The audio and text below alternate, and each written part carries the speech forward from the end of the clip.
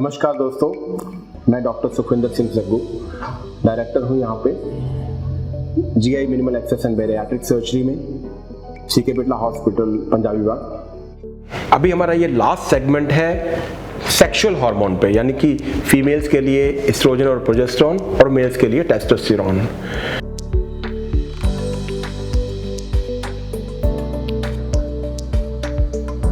हमें ये पता है कि अगर एस्ट्रोजन एंड प्रोजेस्टेरोन बढ़ते हैं तो ज़्यादा एस्ट्रोजन होने की वजह से इंसुलिन रेजिस्टेंस बढ़ता है, और जैसे ही इंसुलिन रेजिस्टेंस बढ़ेगा फीमेल्स में पीसीओडी भी बढ़ेगा, फैट अकोमुलेशन भी बढ़ेगा और मोटापा भी बढ़ेगा।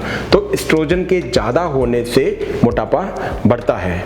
और जैसे हम देखते हैं कि मेनोपॉज के बाद में एस्ट्रोजन कम होना शुरू हो जाता है।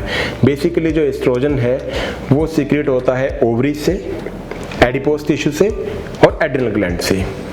मेनोपॉज के बाद में जैसे ही एस्ट्रोजन की मात्रा कम हो जाती है, क्योंकि ओवरीज का फंक्शन कम हो जाता है, तो ओवरीज के द्वारा एस्ट्रोजन नहीं बनता है, मात्रा कम होने लगती है। तो उसकी भरपाई करने के लिए, क्योंकि हमारी बॉडी जो है वो उसमें शिफ्ट अडेप्टेशन बहुत होती है, हमारी बॉडी अपने आप अडेप्ट करती है आने वाली चीज़ों को।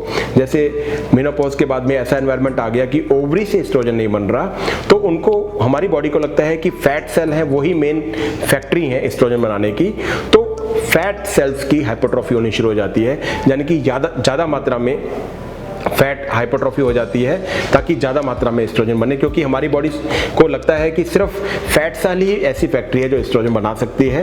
तो एस्ट्रोजन की भरपाई के लिए फैट सेल बढ़ने शुरू हो जाते हैं, और फैट सेल बढ़ने से जो है मोटापा बढ़ना शुरू हो जाता है। इसलिए हमने देखा है कि मेनोपॉज के बाद में जो मोटापा बढ़ता है वो भी स्टबन जो है फैट होते हैं, क्योंकि उसको रिड्यूस करना बहुत मुश्किल होता है, क्योंकि वो एक ऐसा फैट होता है जो बॉडी खुद बनाती है एस्ट्रोजन को ज़्यादा सीक्रेट करने के लिए।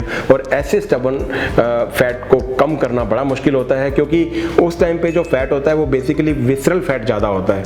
आपने देखा होगा कि मेनोपॉज से पहले जो है वो हिप्स में फैट ज़्यादा होता है पेशेंट्स के, लेकिन मेनोपॉज के बाद में फीमेल्स में वो हिप का जो है फैट वो एस्ट्राडायल 3 की वजह से जो शिफ्ट होता है हिप फैट से, वो एब्डोमिनल फैट जिसको हम कहते हैं, विसल फैट कहते हैं, उसमें बढ़ता है। और विसरल फैट एक ऐसा स्टबन फैट होता है जिसकी वजह से मेटाबॉलिक सिंड्रोम होता है, यानी डायबिटीज होने के चांसेस बढ़ जाते हैं, आपको हाइपरटेंशन होने के चांसेस बढ़ जाते हैं, कोलेस्ट्रॉल हाई होने के चांसेस बढ़ जाते हैं, और फिर उसकी वजह से बहुत सारी ऐसी बीमारियां हैं जो मेटाबॉलिक सिंड्रोम की वजह से बढ़नी शुरू हो जाती हैं और हर ऑर्गन को इन्वॉल्व करती हैं। इसी तरह से जो प्रोजेस्टेरोन हार्मोन है उसके कम होने से भी जो है वो मेनोपॉज के बाद में मोटापा बढ़ना शुरू हो जाता है।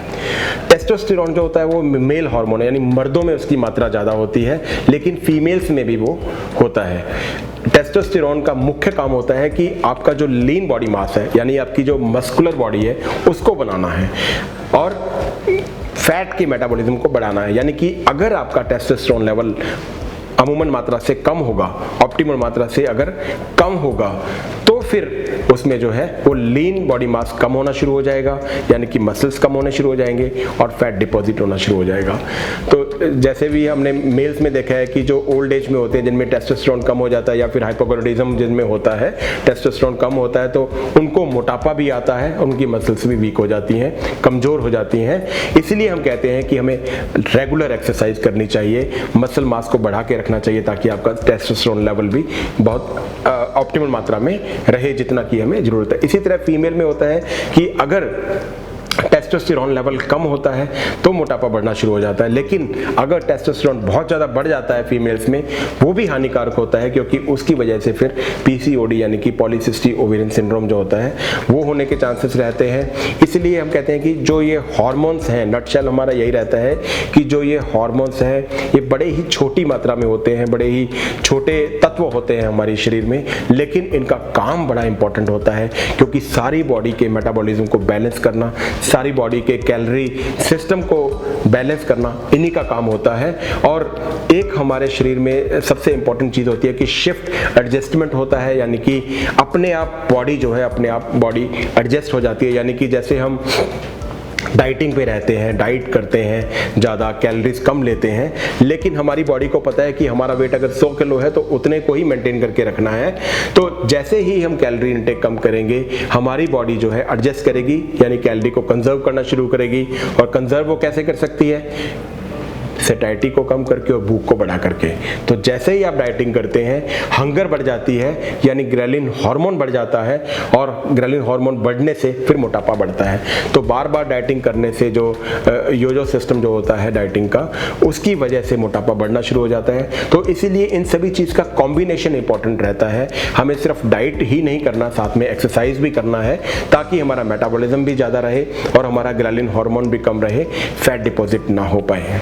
ये थे हमारे आज के हार्मोन्स, जिनके बारे में हमने डिस्कस किया कि कैसे ये हमारी बॉडी को रेगुलेट करते हैं, बॉडी के सिस्टम को रेगुलेट करते हैं, और इनकी मात्रा जो है वो ऑप्टिमल ही रहनी चाहिए, ना कम होनी चाहिए ना ज़्यादा होनी चाहिए। तो हमें इसको मेंटेन करके रखना चाहिए। आशा करता हूँ कि आज के वीडियो में दी गई जानकारी आपको अच्छी लगी होगी और साथ में आपके लिए लाभदायक सिद्ध होगी। लेकिन फिर भी अगर आपके कुछ सवाल हों तो आप कमेंट बॉक्स में वो शेयर कर सकते हैं, ताकि हमारी टीम उनके सबके जवाब आप तक पहुंचा दे और आपको इसका फायदा मिल सके। धन्यवाद।